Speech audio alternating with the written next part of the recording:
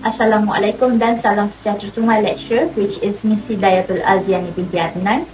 We are from the Mission Possible, and for your information, there are 3 members each, which is the first one is Nur Azura binti Zakaria, the second is Pravin Darun Pillai, and lastly is me, which is Intan Emilia Tasha binti Ramlan.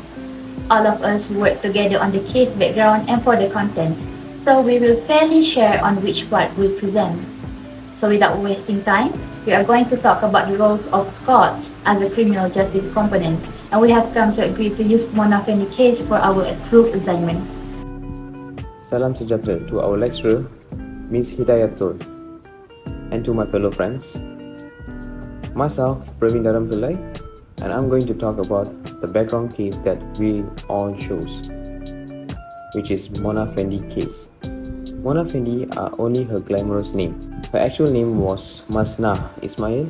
She is from Malaysia and once a pop singer, and because of she wanted to boost her popularity, she then created her stage name to Mona Fendi.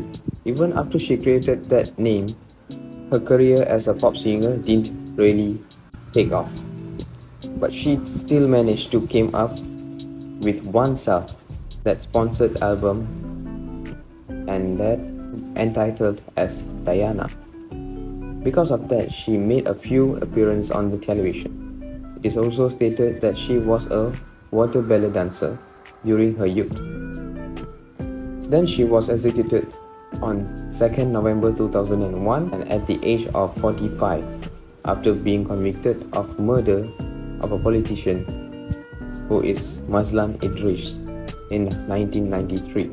Assalamualaikum dan salam sejahtera to our lecturer. What wish is Miss Hidayatul. I am Nur Azura binti Zakaria and I going to continue the talk about the background case, which is a prevalent started yearly the Mona Fendi case. After she left the music industry, she then became involved in spiritual witchcraft activity and was known to be a white doctor, former or a local shaman. After that, she began to make an offering of her service to her client, and most of the clients come from the upper class society. She also stated that she provide a political client in the ruling UMNO party with a variety of charm and talisman. First of all, the trial, which is Mona Fendi, Effendi, and Juraimi, has exhausted all avenues of appeal after being sentenced to death in 1995 regarding the murder of the politician, which is Mazlan Idris, 2 years earlier. During the sensational trial, the court heard how the shaman couple and their assistant chopped up Mr. Mazlan's body into pieces and then used his money on shopping sprees and plastic surgery without feeling guilty. The case has lasted for 65 days and has heard evidence from 76 witnesses. Then the trio were tried before the judge, which is Dato Mokhtar Sidin at the Temeluk High Court in 1955. And then they were charged with murder under Section 302 of the Malaysian Penal Code, which comes to a meaning whoever commits murder shall be punished with death sentences. The prosecutor then told the court that the motive for the killing were because of money, and the prosecutor also pointed out on how they spent the victims' money on shopping spree, face lifting, and buying merchandise. They can do such a thing because Mazlan paid the couple RM500,000 as deposit and give them 10 land title as a surety for the remaining RM2 million. Juraimi then testified again. Mona and Effendi then revealed the gruesome details of the murder.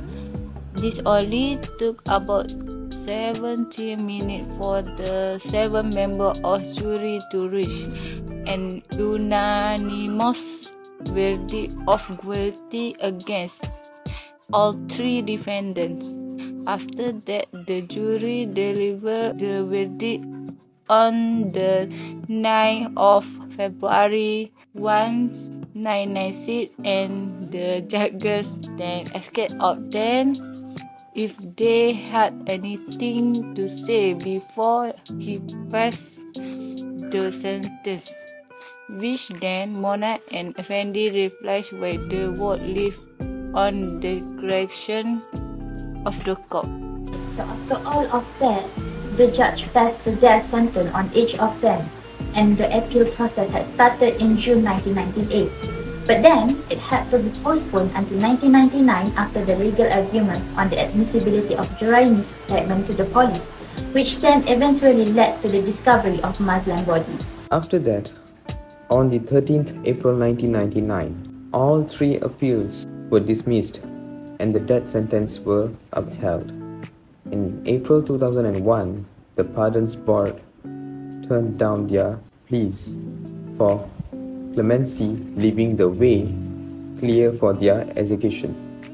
Then their appeals were heard by the Chief Justice of Federal Court, which is Tun Muhammad Yusof Chin, the Chief Judge of Malaya, which is Datuk Wan Adnan Wan Ismail, and lastly the Federal Court Judge, which is Datuk Dr. Zakaria Yatim in the Federal Court, which was the Malaysia's highest court sitting in Kuala Lumpur.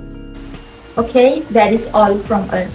That brings us to the end of the presentation, and I would like to summarize by saying that the roles of courts as a criminal justice component are really important, because they are the one who decide and discuss with the officers on how the punishment shall be put out.